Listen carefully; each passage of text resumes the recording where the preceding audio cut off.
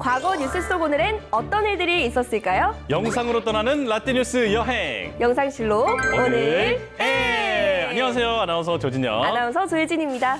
예진 씨 한 주간 네. 잘 지내셨죠? 네, 너무 잘 지냈죠. 저는 뭐 요즘에 사실 많이 날씨가 따뜻해졌잖아요. 그래서 제가 올해 목표가 이제 건강 챙기기였는데 건강을 아주 열심히 챙기고 있어요. 산책도 그래요? 하고 자전거도 타고 뭐 그러고 있네요. 저는 벌써 반은 잃었어요. 네.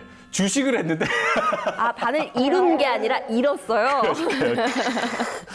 그것뿐만 아니라 네. 여러 가지 또 목표했던 걸 이루고 있는데 네. 그중에 하나가 바로 오늘 N이거든요. 오. 네, 제가 오늘 N을 열심히 진행하고 있으니까 벌써 올해 목표는 어느 정도 좀 이룬 게 아닌가 이런 생각이 듭니다. 그러네요. 그러면 이제 진혁 선배의 목표는 이 프로그램이 뜨는 거. 그렇죠. 그렇게 해서 나중에 조재석이 되겠다. 딱 야, 좋습니다.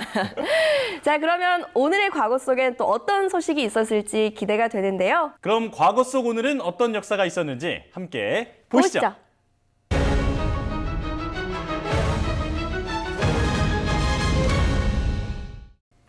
5월은 푸르구나 우리들은 잘 안다. 오. 오늘은 어린이날 우리들 세상. 잘 이거였죠? 받아줬어. 아직 동심이 죽지 않았는데. 그럼요. 아직 살아있다고요. 예진 씨, 과거에 어린이날은 언제였을까요?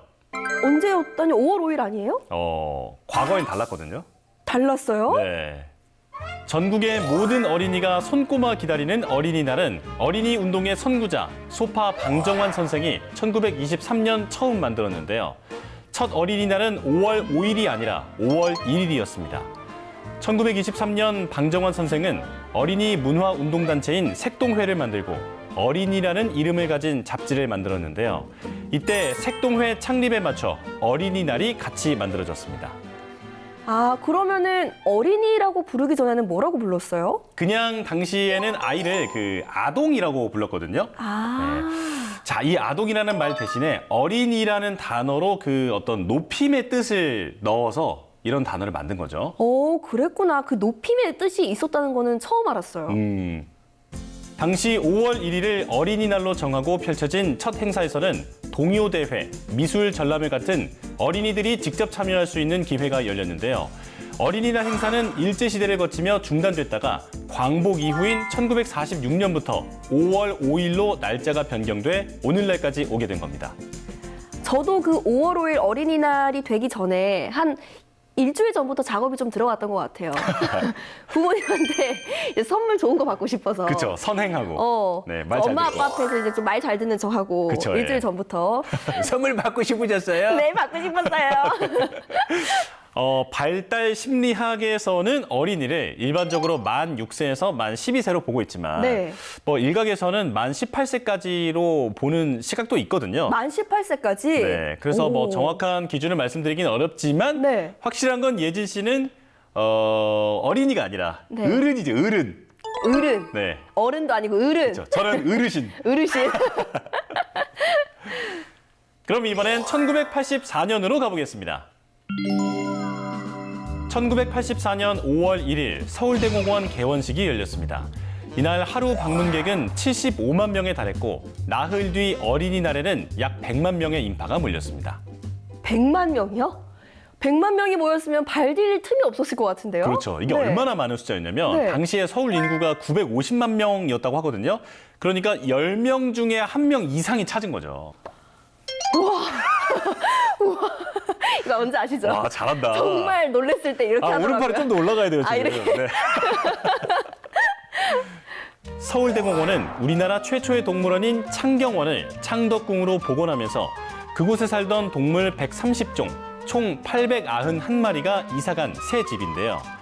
이런 결정을 내린 이유는 당시 창경원에 방문객이 늘자 궁궐의 훼손도 심해지게 됐고 새로운 동물을 들일 공간도 부족해져 내린 결정이었습니다. 자연 속 넓은 공간에 서울대공원이 새롭게 문을 열자 많은 사람들이 가족과 함께 나들이 할 장소로 찾았는데요.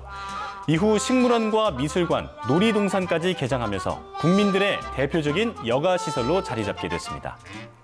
아니, 저 솔직하게 옛날에 네. 어떤 분과 이제 가을에 가보면 거기가 네. 이제 낙엽이나 이런 그 단풍 이런 게 정말 멋있거든요. 맞아요, 맞아요. 어떤 분이면 이제 당연히 여자분이셨겠죠. 어머니예요. 어머니. 탈룰라 될 뻔했어요. 네. 자, 이번엔 1952년으로 가보겠습니다. 1952년 5월 1일, 일본에서 피해 메이데이라 불리는 노동자 유혈 진압 사건이 발생했습니다. 일본 노동자들은 해마다 도쿄 천왕궁 앞 광장에서 메이데이, 즉 노동절 행사를 치렀는데요. 저는 직장인이 되고 나서 이 날만 기다려요. 맞아요. 5월 1일 근로자의 날이잖아요. 근데 이게 세계적으로도 같이 지키는 날인가 보네요. 맞아요. 근로자의 날은 1886년 5월 1일 8시간 노동쟁취와 유혈 탄압을 가한 경찰에 대항하면서 투쟁한 미국 노동자들을 기념하기 위해 만들어졌는데요. 1889년 7월 세계 여러 국가의 노동운동 지도자들이 모여서 결성한 제2 인터내셔널 창립대회에서 결정된 날이라서 여러 국가에서 이날을 메이데이, 그러니까 근로자의 날로 정하고 있습니다. 아, 역시 이 근로자들의 마음은 세계적으로 하나인가 봐요. 맞아요. 그러나 1952년에는 천왕궁 앞 광장의 사용이 전격 금지됐고 이 때문에 노동자 시위대는 천왕궁 바깥들에서 집회를 열었습니다. 시위대는 미국은 물러가라 라고 외치며 본래 노동절 대회장인 천왕궁 앞 광장으로 행진했는데요. 이때 갑자기 경찰이 시위대를 습격해 최루탄과 곤봉으로 2명을 사망에 이르게 하고 노동자와 학생 등 많은 사람을 다치게 하는 유혈 사태가 일어났습니다. 뿐만 아니라 경찰은 1,200여 명에 이르는 노동자를 구속하고 261명을 소유죄로 기소했는데요. 와, 체포된 숫자도 되게 어마어마하네요. 그렇죠. 그리고 사망자가 2명이었지만 부상한 사람은 1,500명이 넘었어요. 와.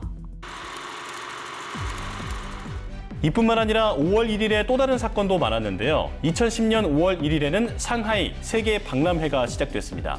당시 성과를 보면 192개국 7,380만 명의 누적 관람객을 유치를 해서 110조 원의 경제 효과와 63만 명의 고용 창출 효과가 있었다고 합니다. 세계 박람회는 170년 동안 14개국에서 35회 열렸는데요.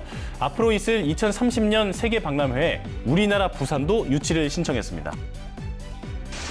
또 2005년 5월 1일에는 대한민국의 산악인이자 탐험가 박영석 대장이 북극점에 도달해 세계 최초로 탐험가 그랜드슬램을 달성했습니다. 근데 탐험가 그랜드슬램이 뭐예요? 어마어마한 업적이거든요. 탐험가 그랜드슬램은 세계 7대륙의 최고봉 등정 네. 그리고 3극점 탐험을 마치는 것을 말하거든요. 자, 현재까지 전 세계에서 이걸 달성한 사람이 30명이 안 된다고 합니다. 우와.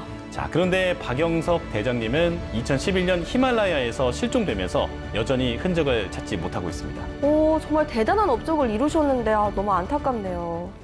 자, 오늘 저희와 함께 역사를 하나씩 살펴봤는데요. 영상실록으로 만나본 오늘의 과거, 여러분은 어떠셨나요? 그럼 다음 시간 더 알찬 이야기로 만나요.